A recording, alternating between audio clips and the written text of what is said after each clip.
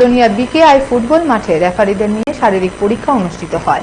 দক্ষিণ জেলার ৩৬ জন রেফারি সহকারী রেফারিদের মধ্যে শারীরিক পরীক্ষায় ২৭ জন উপস্থিত ছিলেন। পরে সাংবাদিক সম্মেলন করে এই বিষয়ে বিস্তারিত জানান দক্ষিণ জেলা রেফারি অ্যাসোসিয়েশনের সভাপতি কিষান দত্ত। তিনি বলেন, এদিনের পরীক্ষায় সকলেই উত্তীর্ণ হয়েছেন। পাশাপাশি রেফারিদের বিভিন্ন দাবি দেওয়ার কথাও জানান তিনি। পরে তাদের হাতে নতুন জার্সি তুলে দেন অ্যাসোসিয়েশনের সভাপতি সহ উপস্থিত সবাই। এক বছরের একটু বেশি সময় হয়েছে আমাদের দক্ষিণ জেলা রেফারি অ্যাসোসিয়েশন গঠিত হয়েছে।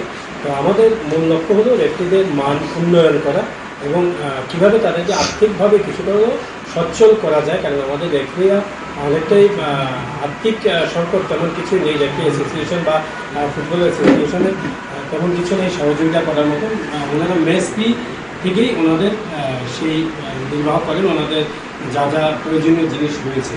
তো এরই মধ্যে একটা খুশির ব্যাপার যে আমাদের এই এক বছরের মধ্যে আমাদের দক্ষিণ জেলায় আরও ৮ জন নতুন রেফারি সংযুক্তিকরণ হয়েছে। সেটা আমাদের একটা গর্বের বিষয় যে এর মধ্যে আমরা ৩৬ জন রেফারি দক্ষিণ জেলা হয়েছে। এবং